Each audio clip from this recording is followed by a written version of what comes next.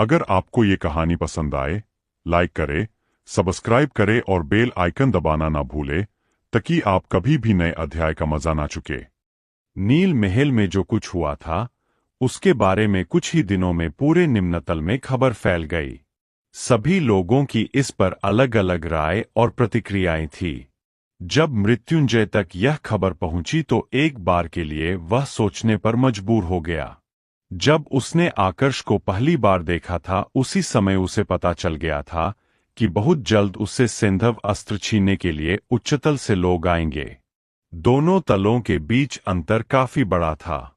उदाहरण के तौर पर चौथे स्तर की ताकत और चौथे स्तर के चरम पर पहुंची हुई ताकतों के बीच जो अंतर था उससे कई गुना ज्यादा बड़ा अंतर चौथे स्तर के चरम पर पहुंची हुई ताकत और तीसरे स्तर की ताकत के बीच में था। उच्चतल में ताकतें तीसरे स्तर से शुरू होती थी और पहले स्तर तक जाती थी। पहले स्तर से भी ऊपर कुछ ताकतें थी, जैसे कि 3 बड़े गुरुकुल। उच्चतल में 3 प्रकार के योद्धा होते थे। सबसे पहले सबसे कमजोर योद्धा, इन्हें विरूपाक्ष बनाकर निम्नतल में भेजा जाता था। अब वैसे तो यह कमजोर थे, लेकिन अगर यह अनुराग जैसे योद्धा का सामना कर तो अनुराग को भी हरा सकते थे। यानी कि निम्नतल के सबसे शक्तिशाली योद्धाओं से भी यह ज्यादा शक्तिशाली थे। दूसरे थे सामान्य योद्धा जो उच्चतल में घूमते थे और अपनी ताकत बढ़ाते थे। और फिर आते थे शक्तिशाली योद्धा, 2 उच्चतल की ताकत भी थे। जिस विराज ने आकर्ष को मारने की कोशिश की थी वह इसी श्रेणी से था। अनुराग आकर्ष से ज्यादा शक्तिशाली थे, लेकिन फिर भी विराज ने उन्हें एक हल्के से प्रहार से जख्मी कर दिया था। इसी से अंदाजा लगाया जा सकता था कि आकर्ष और विराज के बीच ताकत का कितना बड़ा अंतर था। आकर्ष के साथ जब इतना सब कुछ हुआ तो हार मानने की जगह अब उसके मन में बदला लेने की ज्वाला जाग उठी थी। उसने अपने आप को एक कमरे में बंद कर लिया और अपना पूरा ध्यान अपने जख्मों को भरने पर केंद्रित करने लगा। नाग ऊर्जा और सूर्य ऊर्जा के साथ सिर्फ 2 दिन के भीतर ही उसकी सारी हड्डियां वापस जुड़ गई थी। अगर उसे विराज से बदला लेना था और दिया को बचाना था तो सबसे पहले उच्चतल में अपनी ताकत स्थापित करनी थी, जिसके लिए उच्चतल में जाने की जरूरत थी।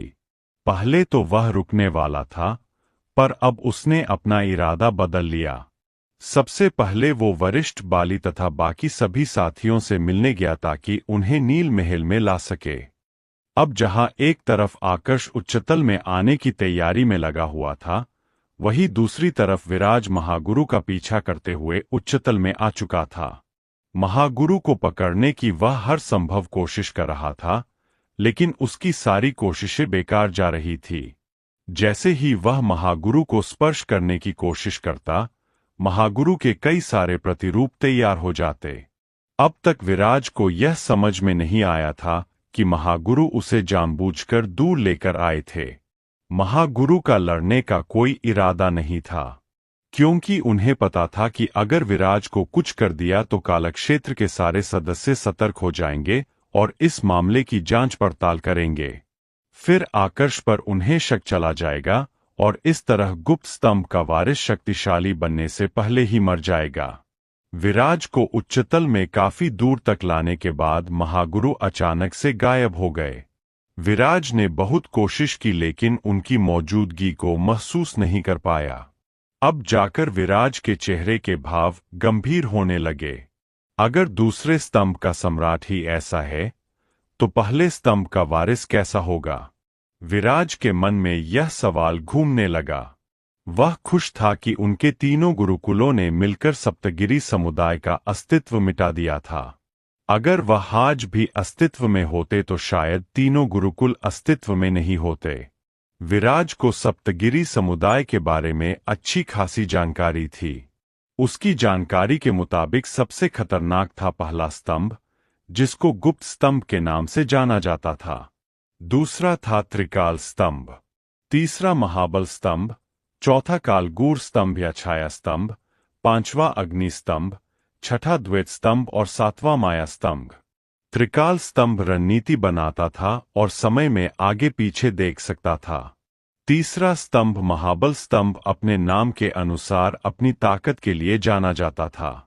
चौथा स्तंभ कालगूर स्तंभ या छाया स्तंभ गुप्त रूप से जानकारी इकट्ठा करता था और समय पड़ने पर गुप्त स्तंभ के आदेश पर किसी को भी छुपकर मार देता था। पांचवा स्तंभ अग्नि स्तंभ भी अपनी ताकत के लिए जाना जाता था, लेकिन यह गुप्त स्तंभ का सहायक स्तंभ था। छठा स्तंभ द्वैत स्तंभ युद्ध कलाओं के लिए जाना जाता था और समय पड़ने पर अपनी प्रकृति बदल सकता था। सबसे आखिरी स्तंभ सातवां स्तंभ माया रचने में माहिर था। यह सप्तगिरी समुदाय की 7 ताकतें थी। विराज को इस समय तक भी अंदाजा नहीं था कि सारी ताकतों के वारिस एक एक करके अस्तित्व में आ चुके हैं। मुझे जाकर पहले सैंधव अस्त्र पर नियंत्रण स्थापित करना चाहिए। उसके बाद गुरुकुल को इस बारे में जानकारी दूंगा। महागुरु के साथ क्या करना है, अब इसका फैसला वही करेंगे। विराज ने मन ही मन सोचा और फिर अपनी जगह से गायब हो गया। यही बात आकर्ष की तो उस पर उसने बिल्कुल भी ध्यान नहीं दिया था। उसकी नजरों में तो यह एक कमजोर कीड़ा था जिसे वह कभी भी खत्म कर सकता था। जैसे अगर उसे पता चलता कि आकर्ष के सारे जख्म भर चुके हैं, तो शायद वो ऐसा नहीं सोचता। निम्नतल में आकर्ष अपने सभी साथियों के साथ वापस नील महल में लौट चुका था। अनुराग को काफी पहले ही पता चल चुका था कि वे सभी लोग आकर्ष के कितने करीब थे, तो उन्होंने उन सभी के रहने के लिए उचित व्यवस्था की। सभी को उनके रहने का स्थान दिखाने के बाद आकर्ष वापस अपने पिता से मिलने आया और उनसे बात की कि उसे जल्द से जल्द उच्चतल में जाना है। मुझे भी तुमसे एक जरूरी विषय पर बात करनी है, अनुराग ने कहा। किस विषय पर? आकर्ष ने पूछा। मुझे दिया के बारे में कुछ पता चला है। वह और मेरी पोती दोनों अभी सुरक्षित है, लेकिन दोनों को बंदी बनाया गया है। अग्नि गुरुकुल को उन्हें सजा तो देनी है, लेकिन वह अग्नि गुरुकुल के प्रमुख के साधना से बाहर आने का इंतजार कर रहे हैं। उनके साधना से बाहर आने के बाद ही फैसला किया जाएगा कि दिया और उसकी बेटी के साथ क्या करना है, अनुराग ने कहा। अपने पिता की यह बात सुनकर आकर्ष का चेहरा कर्कशता से भर गया। एक गहरी सांस लेते हुए उसने पूछा, आपको यह जो खबर मिली है, क्या इस पर पूर्ण रूप से विश्वास किया जा सकता है? बिल्कुल, यह खबर महागुरु ने दी है, अनुराग ने जवाब दिया। आकर्ष ने महागुरु के बारे में बहुत पहले ही सुन लिया था, तो उसे विश्वास हो गया कि अभी कुछ समय के लिए दिया और उसकी बेटी सुरक्षित है। अब वो सीचा अरविंद से मिलने आया। अरविंद इस समय साधना में बैठा था। तैयार हो जाओ, हम 1 घंटे बाद उच्चतल के लिए निकलने वाले हैं। पिताजी ने एक विरूपाक्ष से बात की है।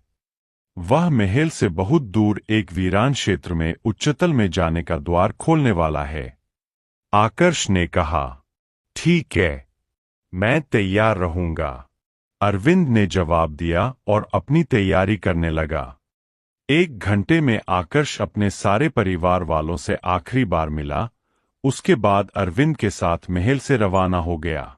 जहां पर द्वार खुलने वाला था, यह जगह कालगिरी समुदाय के क्षेत्र से ज्यादा दूर नहीं थी। जब दोनों वहां पर पहुंचे, तो वहां पर उन्हें लड़ने की आवाजें सुनाई देने लगी। यह तो विभाग प्रमुख निशांत की आवाज है।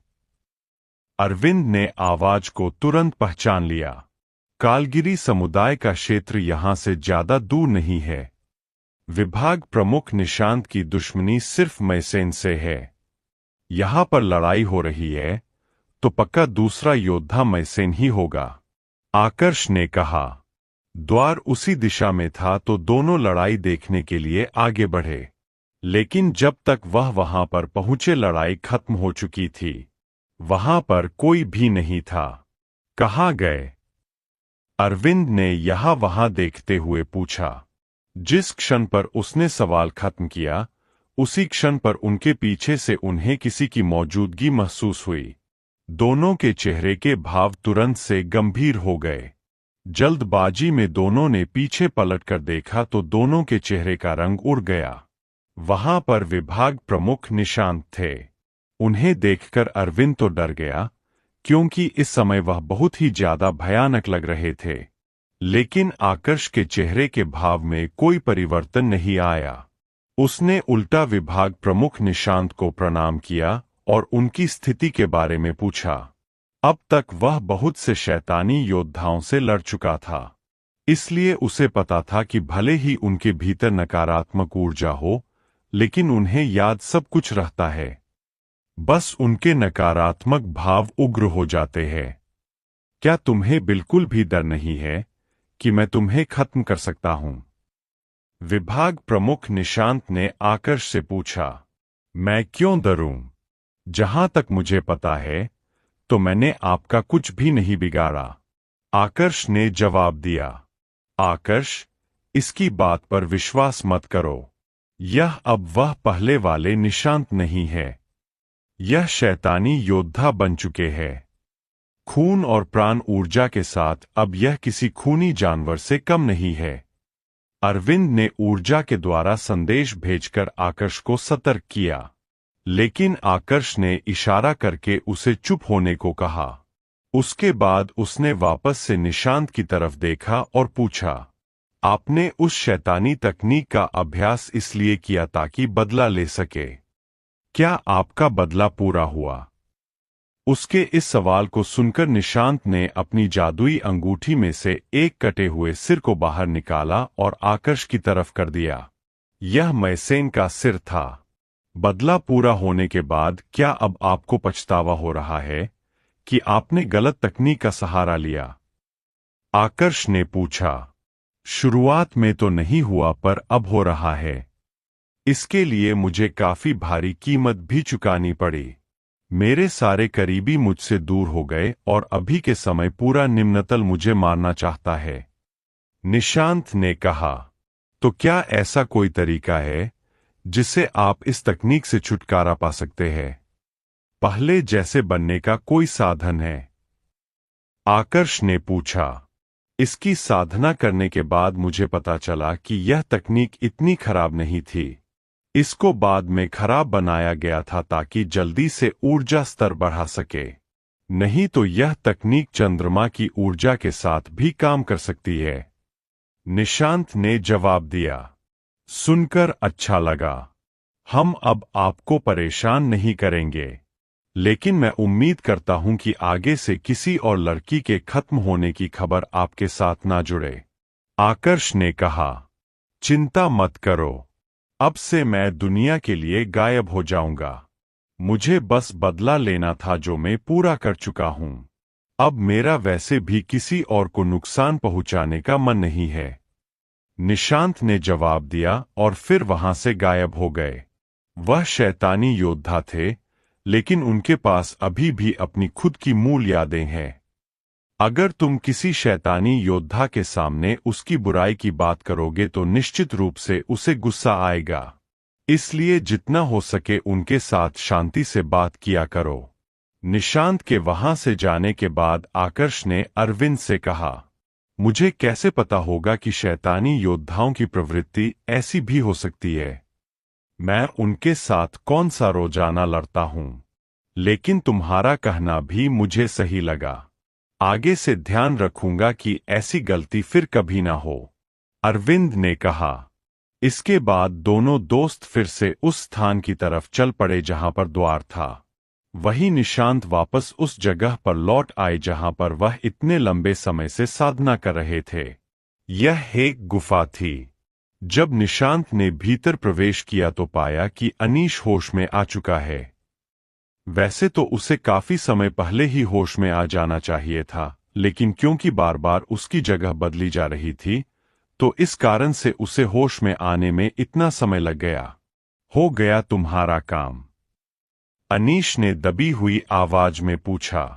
हाँ, हो गया, निशांत ने जवाब दिया। अच्छी बात है। कुछ दिन और इंतजार करो, उसके बाद मैं तुम्हें उस शैतानी तकनीक का आखिरी भाग भी दे दूंगा। फिर तुम और भी अच्छे से उसका अभ्यास कर पाओगे। अनीश ने कहा। इसकी कोई जरूरत नहीं है। मुझे अब उस शैतानी तकनीक की कोई जरूरत नहीं है। तुम्हें ठिकाने लगाने के बाद वैसे भी यह निम्नतल छोड़कर जाने वाला हूं, निशांत ने कहा। यह सुनकर अनीश हंस पड़ा। तुम मजाक कर रहे हो। भूलो मत कि तुमने प्रकृति को साक्षी मानकर वचन दिया है कि जब तक मैं खुद पहले तुम लोगों पर प्रहार नहीं कर लेता तब तक तुम और जयवीर मुझे खत्म नहीं कर सकते। अनीश ने कहा। मैंने कब कहा कि मैं तुम्हें मारने वाला हूं? मैं तो तुम्हारे हाथ पैर काटकर और तुम्हारी जीभ काटकर हमेशा हमेशा के लिए तुम्हें अपंग बनाने वाला हूं। तुम्हारी आंखें फोड़ दूंगा और कानों को बंद कर दूंगा। यहां तक कि तुम्हारी सोच पर भी एक तंत्र अभिलेख लगाकर हमेशा हमेशा के लिए तुम्हें यहीं पर कैद कर लूंगा ताकि तुम किसी और से मदद भी ना मांग सको। जब तक तुम जिंदा हो, प्रकृति मुझे दोषी नहीं ठहराएगी और तुम भी दूसरों के लिए खतरा नहीं बन पाओगे। यहीं पर तुम्हारी समाधि बनेगी जिससे ना तो तुम जिंदा रहोगे और ना ही मर पाओगे। जीवन और मृत्यु के बीच में हमेशा झूलते रहोगे, निशांत ने कहा और उसके बाद अनीश पर प्रहार कर दिया। अनीश अभी ही अपने पूरे होश में आया था तो आज भी उसका ऊर्जा स्तर विभव मंडल में था। उसकी यह ताकत निशांत को रोकने के लिए पर्याप्त नहीं थी। कुछ ही देर में नहीं निशांत ने अनीश के हाथ पैर जीभ कान और आंखें उसके शरीर से अलग कर दी। उसके बाद ऊर्जा का एक घेरा तैयार करके उसकी आत्मा को भी हमेशा हमेशा के लिए उसमें कैद कर दिया। फिर गुफा का दरवाजा बंद करके बाहर बहुत सारे तंत्र अभिलेख लगा दिए जिससे कि आत्मा कभी बाहर ना जा सके। ऊर्जा के द्वारा संदेश भेजकर अनीश काफी देर तक मदद की पुकार करता रहा, लेकिन तंत्र अभिलेख लगने के कारण उसकी आवाज बाहर नहीं जा रही थी। उसे कैद करने के बाद निशांत वहां से वापस उस दिशा में रवाना हो गए जहां पर आकर्ष और अरविंद गए थे। लगभग आधे घंटे बाद वह वहां पर पहुंच गए जहां पर उच्चतल में जाने का दरवाजा था।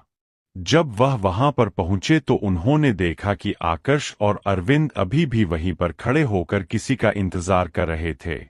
अरविंद ने जब निशांत को देखा तो उसके चेहरे के भाव फिर से बिगड़ने लगे, लेकिन आकर्ष ने कोई विशेष प्रतिक्रिया नहीं दी। अगर तुम लोगों को बुरा ना लगे तो क्या मैं भी तुम्हारे साथ उच्चतल चल सकता हूं? निशांत ने सीधा आकर्ष से पूछा। उनका यह सवाल सुनकर आकर्ष अरविंद की तरफ देखने लगा। तुम्हें जो सही लगता है वह करो, मुझे तुम्हारे फैसले से कोई भी आपत्ति नहीं होगी। अरविंद ने आकर्ष से कहा। ठीक है, आप हमारे साथ चल सकते हैं, आकर्ष ने निशांत से कहा। अब तीनों ही वहीं पर खड़े होकर उस विरूपाक्ष का इंतजार करने लगे जो द्वार खोलने वाला था। 3 घंटे तक इंतजार करने के बाद आखिरकार एक व्यक्ति उनके सामने प्रकट हुआ। यह वही विरूपाक्ष था जिससे आकर्ष के पिता अनुराग ने उसका परिचय करवाया था। अनुराग ने कहा कि तुम्हें उच्चतल में जाना है। एक बार फिर से सोच लो, वह कोई ऐसी जगह नहीं है जहां पर तुम अपनी इच्छा से कुछ कर सकते हो।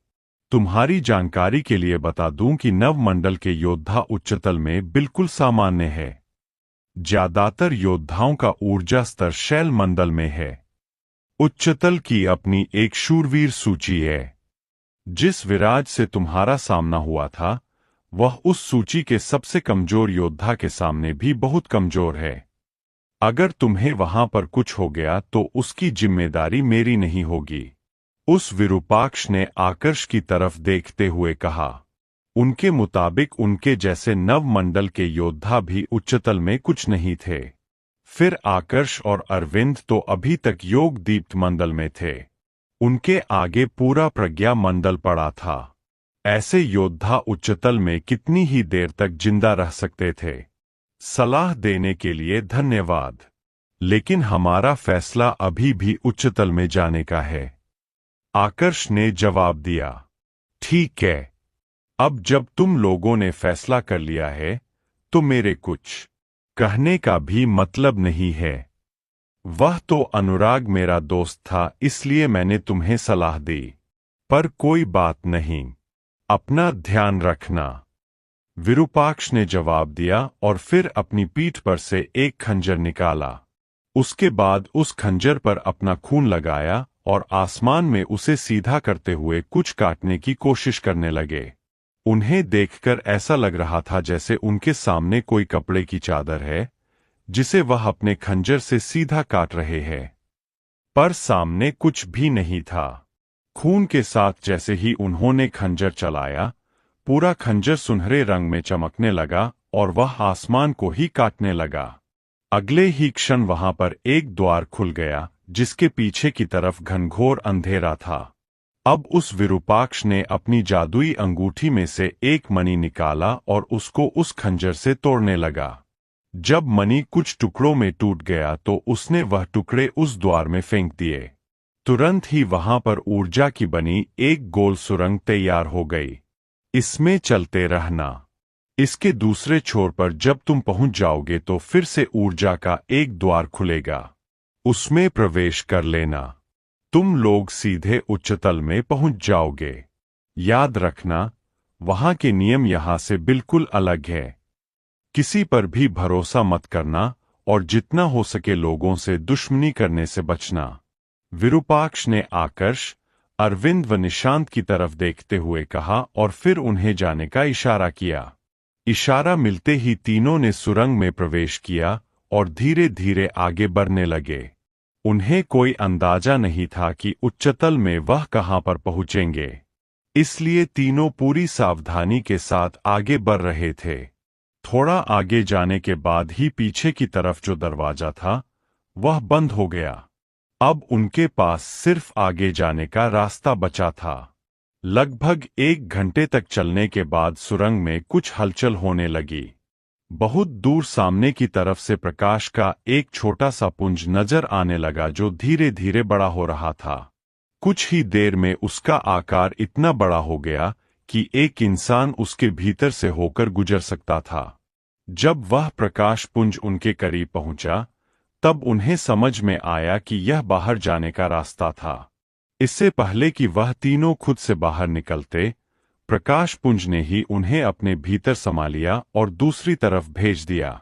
तीनों की आंखों के आगे रोशनी इतनी तेज हो चुकी थी कि तीनों को अपनी आंखें बंद करनी पड़ी। थोड़ी देर के बाद जब तीनों ने अपनी आंखें फिर से खोली तो उन्होंने अपने आप को एक बहुत बड़े बगीचे में पाया। यहाँ पर हजारों की संख्या में जड़ी बूटियां लगी हुई थी। यहाँ ऐसी दुर्लभ और विचित्र जड़ी बूटियां थी कि निम्नतल में तो उनको कभी देखा भी नहीं गया था। अरविंद तो उन्हें देखकर खुश हो गया, लेकिन निशांत और आकर्ष दोनों के चेहरे के भाव गंभीर थे। दोनों के हिसाब से अगर कोई इतना बड़ा स्रोत था तो निश्चित रूप से उसका कोई मालिक भी होना चाहिए था। वह इस समय किसी और की जमीन पर थे तो खुश होने का तो सवाल ही नहीं था। अरविंद भाई, आवाज मत करो और चुपचाप यहां से निकलो। अगर बगीचे के मालिक को हमारे बारे में पता चल गया तो बेवजह की मुसीबत में पड़ जाएंगे। आकर्ष ने अरविंद से कहा। कह तो तुम सही रहे हो, हमें यहां से निकलना चाहिए। अरविंद ने आकर्ष की बात से सहमति जताते हुए कहा। तीनों ही वहां से रवाना होने लगे, मगर इससे पहले कि वह एक भी कदम आगे बढ़ाते, तीनों के शरीर पर ऊर्जा का दबाव लगने लगा। यह दबाव इतना तेज था कि तीनों एक ही पल में अपनी जगह पर स्थिर हो गए। अब जब तुम लोग यहां पर आ चुके हो तो कहीं और जाने की जरूरत नहीं है। किसी बुजुर्ग अवस्था के आदमी की आवाज सुनाई पड़ी। आवाज में गुस्सा साफ झलक रहा था। वरिष्ठ, आपके बगीचे में आने के लिए हम माफी चाहते हैं। हमारा यहां पर आने का कोई इरादा नहीं था। हम तो उच्चतल में बिल्कुल नए हैं। हमें कोई अंदाजा नहीं था कि ऊर्जा का द्वार यहां पर खुलेगा। फिर भी अगर हमारे आने से आपकी शांति भंग हुई है तो उसके लिए हम माफी चाहते हैं और शर्मिंदा भी है। आकर्ष ने उस बुजुर्ग अवस्था के आदमी से माफी मांगने की कोशिश की जो उन पर दबाव लगा रहा था। वरिष्ठ, हमने आपके बगीचे की एक भी वस्तु को कोई नुकसान नहीं पहुंचाया है। यहां पर हम गलती से आ गए थे और हम इसे स्वीकार भी करते हैं। इसे हमारी पहली और आखिरी गलती समझकर माफ कर दीजिए। अरविंद ने भी आकर्ष की तरह माफी मांगी। देखा जाए तो गलती उनकी ही थी। वही बिना बुलाए किसी और की जमीन पर आ गए थे। ऐसे में माफी मांगना तो जरूरी था। वैसे तो निशांत भी वहीं पर थे, लेकिन इस दौरान उन्होंने कुछ भी नहीं कहा। एहसास तो उन्हें भी था कि यहां पर आकर उन्होंने गलती की है, पर इसको स्वीकार करने में उन्हें थोड़ा संकोच महसूस हो रहा था। अगर आकर्ष या अरविंद यहां पर नहीं होते तो वह माफी भी मांग लेते, लेकिन उन दोनों के सामने उन्हें थोड़ी शर्म आ रही थी। यह भी कहीं ना कहीं उस शैतानी तकनीक का दुष्प्रभाव था जिन्होंने उनकी प्रवृत्ति को बदलकर रख दिया था। निम्नतल। तुम सभी निम्नतल से आए हो। बुजुर्ग अवस्था के उस आदमी ने जब आकर्ष और अरविंद की बातें सुनी तो उसने हैरानी से भरे स्वर में पूछा, जी वरिष्ठ, हम तीनों निम्नतल से आए हैं। अरविंद ने जवाब दिया, अगर ऐसी बात है तो मैं तुम्हारी इस गलती को माफ करता हूं। उस बुजुर्ग अवस्था के आदमी ने कहा। यह सुनकर आकर्ष, अरविंद व निशांत तीनों ने एक राहत की सांस ली। धन्यवाद वरिष्ठ, अब कृपया हमें जाने की अनुमति दें। आकर्ष ने उस बुजुर्ग अवस्था के आदमी से कहा और फिर अपने साथियों के साथ वहां से जाने लगा। लेकिन इससे पहले कि तीनों वहां से बाहर जा पाए, उस बुजुर्ग अवस्था के आदमी ने अपनी ऊर्जा से तीनों को फिर से रोक लिया। वरिष्ठ, हमने आपको हमारी स्थिति बता दी। आपने भी हमें माफ कर दिया। फिर इस तरह से हमारा रास्ता रोकने का क्या मतलब? अरविंद ने उस बुजुर्ग अवस्था के आदमी से पूछा। मैंने कहा कि मैंने तुम्हारी गलती को माफ किया है, लेकिन मैंने ऐसा तो नहीं कहा कि तुम तीनों यहां से जा सकते हो। उस बुजुर्ग अवस्था के आदमी की तरफ से जवाब आया। यह सुनकर तीनों के चेहरे के भाव हल्के से कठोर हो गए। तो आपको हमसे क्या चाहिए वरिष्ठ? इस बार निशांत ने पूछा। ज्यादा कुछ नहीं, बस मैं चाहता हूं कि तुम तीनों यहां पर रहकर अब से मेरे इस बगीचे की देखभाल करो। बुजुर्ग अवस्था के आदमी की तरफ से जवाब आया। यह सुनकर आकर्ष, अरविंद और निशांत तीनों एक दूसरे की तरफ देखने लगे। क्या वह इतनी दूर यहां पर एक बगीचे की देखभाल करने आए थे? मुझे पता है तुम तीनों इस समय क्या सोच रहे हो। चिंता मत करो, यहां पर रुकने का तुम लोगों को भी पूरा फायदा मिलेगा। यहां की जड़ी बूटियां प्राकृतिक ऊर्जा को बहुत बढ़ा चुकी है। अगर यहां पर रहकर तुम तीनों अपनी साधना करते हो तो तुम्हारे ऊर्जा स्तर में काफी जल्दी वृद्धि होगी, बुजुर्ग अवस्था के आदमी ने कहा। उसकी बात सुनने के बाद तीनों ने इस बात पर ध्यान दिया कि वाकई वहां की प्राकृतिक ऊर्जा निम्नतल की तुलना में काफी घनी थी। लेकिन इस बात पर विश्वास कैसे किया जा सकता था कि वहां की प्राकृतिक ऊर्जा ही सबसे ज्यादा थी? क्या पता पूरे उच्चतल में ही इसी प्रकार की प्राकृतिक ऊर्जा हो। ऊपर से आकर्ष को अग्नि गुरुकुल जाकर दिया को भी बचाना था। उसकी खुद की ताकत इतनी नहीं थी कि अग्नि गुरुकुल से लड़ सके, इसलिए वह योजना बनाकर आया था कि अग्नि गुरुकुल में अपना रूप व नाम बदल कर जाएगा, और जब उसे सही मौका मिलेगा तब दिया तथा अपनी बेटी को लेकर वहां से भाग जाएगा। तुम लोगों से पहले भी यहां पर काफी लोग साधना करने आए थे, पर उनका ऊर्जा स्तर विभव मंडल से भी नीचे था, जिस कारण यहां की घनी प्राकृतिक ऊर्जा को वह ज्यादा समय तक सहन नहीं कर पाए। पर तुम लोग इसे सहन कर सकते हो। ज्यादा नहीं, बस 10 साल यहां पर काम करना होगा। उसके बाद तुम लोग जहां चाहे वहां जा सकते हो। मैं तुम्हें नहीं रोकूंगा, उस बुजुर्ग अवस्था के आदमी ने कहा। शायद उसने देख लिया था कि तीनों के चेहरे पर संकोच का भाव था। आकर्ष, अब क्या करें? अरविंद ने ऊर्जा के द्वारा संदेश भेजकर आकर्ष से पूछा। फिलहाल के लिए हमारे पास दूसरा कोई विकल्प नहीं है, इसकी बात मान लेते हैं, आकर्ष ने जवाब दिया। मेरा भी यही सोचना है। अगर हमने मना किया तो यह हमें अभी खत्म कर देगा। पर अगर इसकी बात मान लेते हैं तो कम से कम हमारे पास सोचने के लिए समय तो होगा। आज नहीं तो कल हम इसे चकमा देकर यहां से भाग जाएंगे, पर तब तक हमें जिंदा रहना होगा। निशांत ने भी ऊर्जा के द्वारा संदेश भेजकर आकर्ष व अरविंद से कहा। आकर्ष को अभी दूसरी भी बहुत सारी चिंताएं थी, इसलिए उसने इस बारे में वरिष्ठ पिनाक से सलाह मांगी।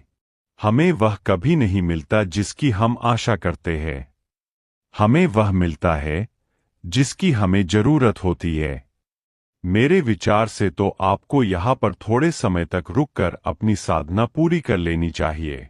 यहाँ का वातावरण काफी अच्छा है।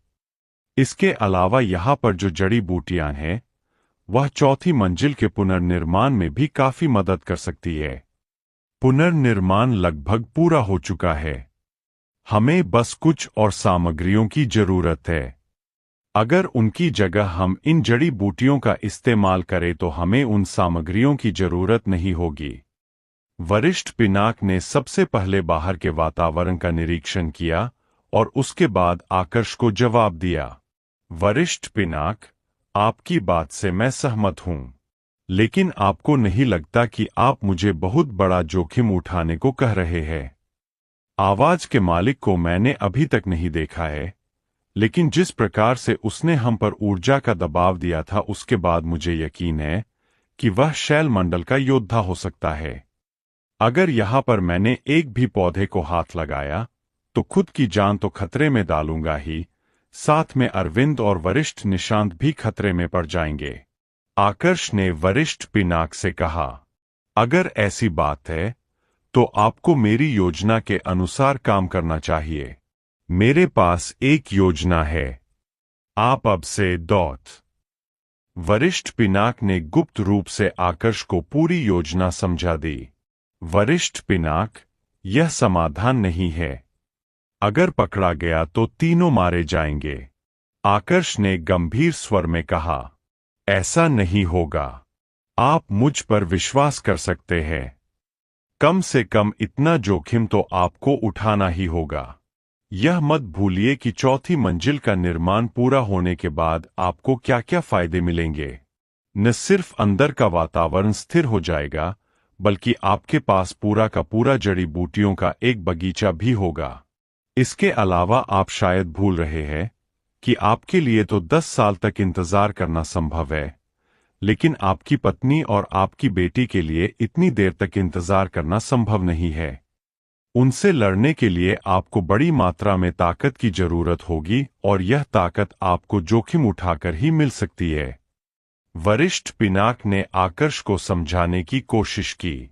पहले तो आकर्ष जोखिम उठाने में संकोच कर रहा था, पर जैसे ही उसने अपनी बेटी और दिया के बारे में सुना, उसका सारा संकोच खत्म हो गया। वाकई 10 साल तक इंतजार करना दिया और उसकी बेटी के लिए बहुत खतरनाक हो सकता था।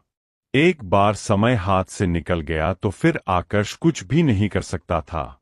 ठीक है, मैं वैसा ही करूंगा जैसा आप कह रहे हैं, आकर्ष ने वरिष्ठ पिनाक से कहा। इसके बाद उसने इस बारे में अरविंद और वरिष्ठ निशांत से भी बात की। दोनों को उसने ऊर्जा के माध्यम से संदेश भेजकर योजना समझा दी। उसे लग रहा था कि दोनों इस प्रकार का जोखिम उठाने में संकोच करेंगे, लेकिन दोनों ने ऐसा कुछ भी नहीं किया। उल्टा दोनों ने तुरंत इसके लिए सहमति दे दी। एक बार फिर से सोच लो, अगर पकड़े गए तो तीनों मारे जा सकते हैं। आकर्ष ने पुष्टि करने के लिए दोनों से फिर से पूछा। अगर कुछ गलत हुआ तो मैं तुम्हें दोष नहीं दूंगा। मुझे पता है तुम मदद करने की ही कोशिश कर रहे हो, अरविंद ने जवाब दिया। मैं भी अरविंद की बात से सहमत हूं। किसी के नौकर बनने से अच्छा है स्वतंत्र होकर मरना, वरिष्ठ निशांत ने कहा। ठीक है, फिर कल सुबह होते ही हम इस पर काम शुरू कर देंगे। दोनों का जवाब सुनने के बाद आकर्ष ने कहा। उन्होंने पूरी बात ऊर्जा के माध्यम से की थी तो उस बुजुर्ग अवस्था के आदमी को भनक नहीं लगी थी कि तीनों आपस में कोई योजना बना रहे हैं। उसने तीनों को रहने के लिए एक कमरा दे दिया। अगले दिन की सुबह होते ही तीनों अपने कमरे से बाहर निकले और बगीचे को ध्यान से देखने लगे। अभी कुछ मत कीजिए, वह आप पर नजर रख रहा है। आकर्ष को वरिष्ठ पिनाक की आवाज सुनाई दी। इस बारे में भनक लगते ही आकर्ष ने भी अपने दोनों साथियों को संकेत कर दिया। तीनों अब किसी माली की तरह कुदाली और फावड़ा लेकर बगीचे के रखरखाव में लग गए। अब काम शुरू कीजिए, वह जा चुका है। वरिष्ठ पिनाक की आवाज फिर से सुनाई दी। उनकी बात सुनते ही आकर्ष की आंखें चमक उठी।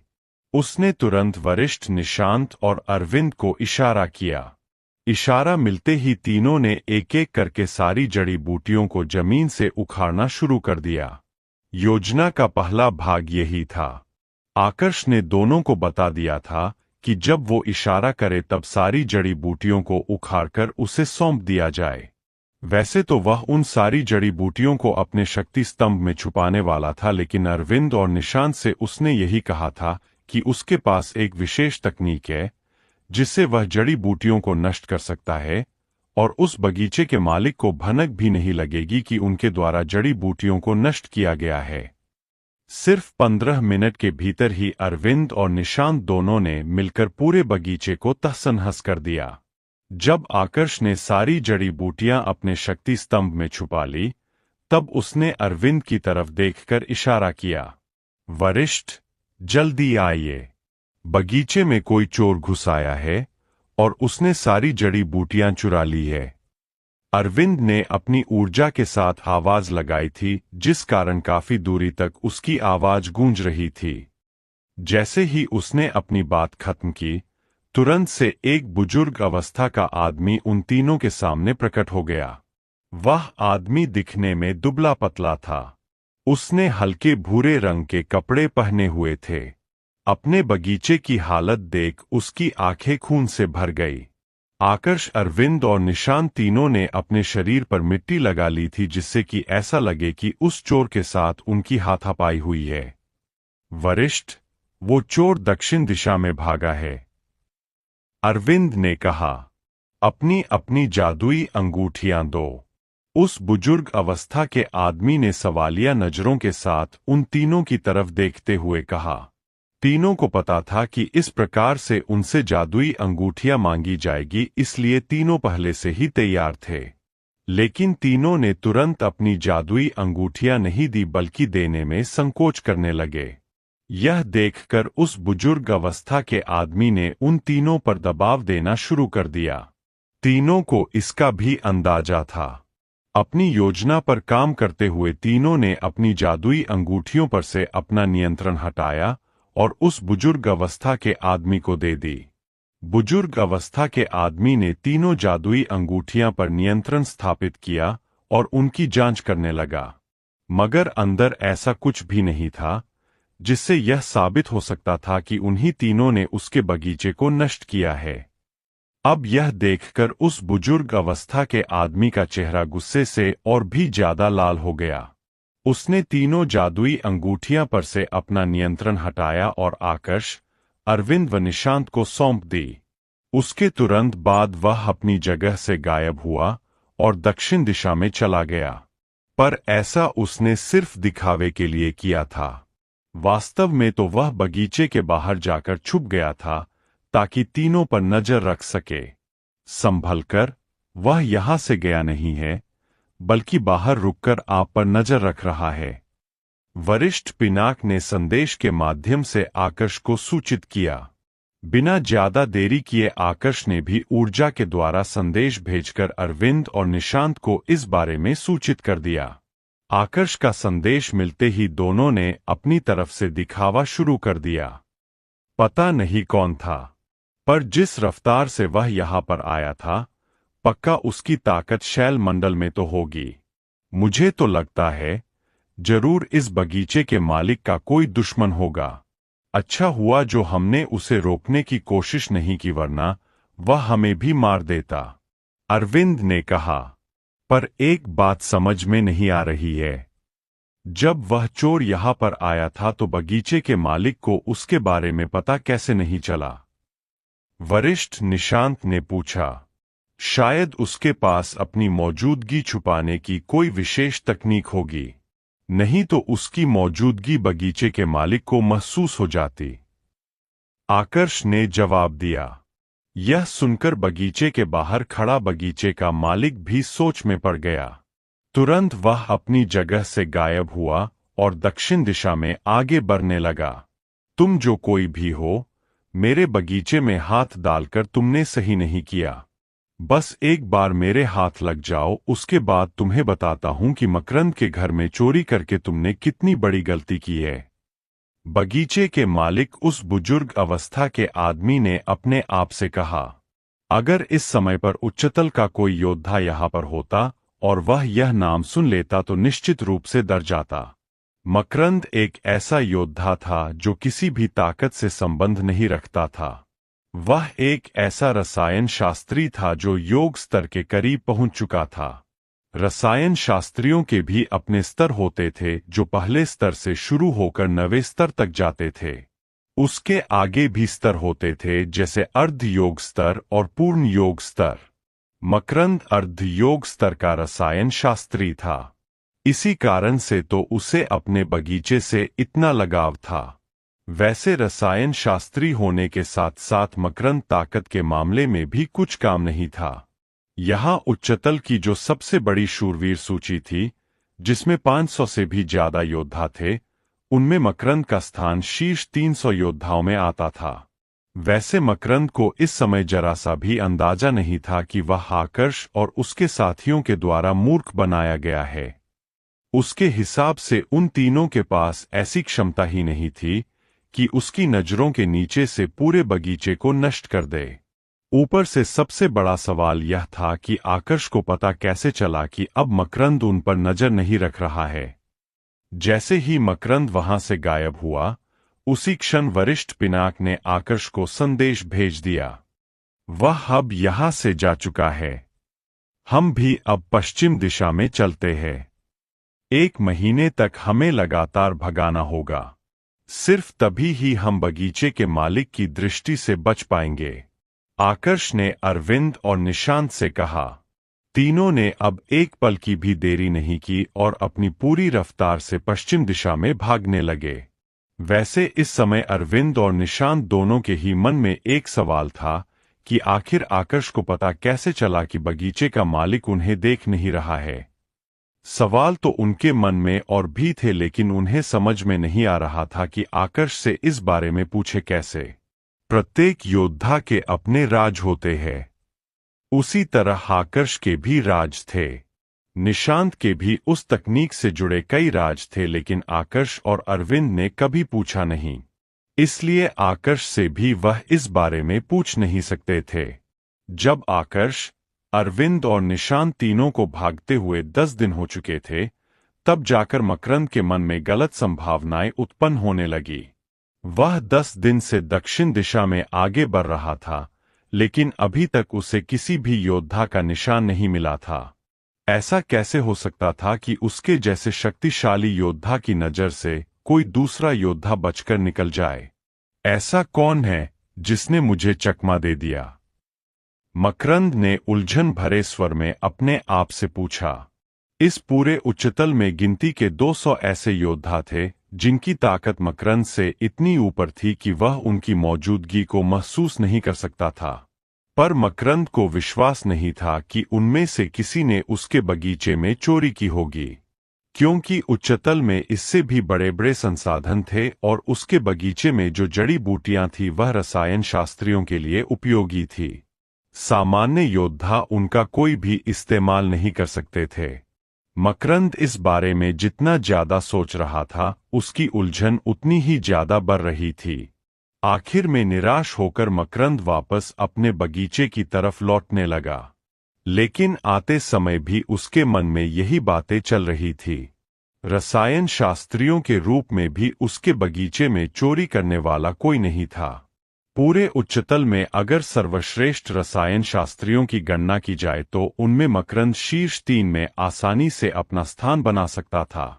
यही सब सोचते हुए जब मकरंद वापस अपने बगीचे में लौटा तो उसे और भी बड़ा झटका लगा। उसने देखा कि जिन 3 योद्धाओं को उसने कीड़ा समझा था वह उसे ही धोखा देकर वहां से भाग चुके थे। मकरंद के साथ चालाकी।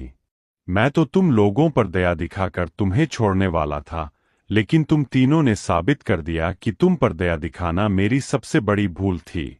मकरंद ने गुस्से से उबलते हुए कहा। उसने अपनी दृष्टि का इस्तेमाल करके आसपास के पूरे क्षेत्र का निरीक्षण करना शुरू कर दिया, यहां तक कि सभी दिशाओं में अपनी ऊर्जा भेजने लगा ताकि आकर्ष, अरविंद और निशांत के बारे में कुछ पता लगा सके। लेकिन इतना करने के बाद भी उसके हाथ कोई सुराग नहीं लगा। अब तो मकरंद गुस्से से पागल होने लगा। न सिर्फ उन तीनों ने उसे धोखा दिया था, बल्कि उसकी पकड़ से भी दूर निकल चुके थे।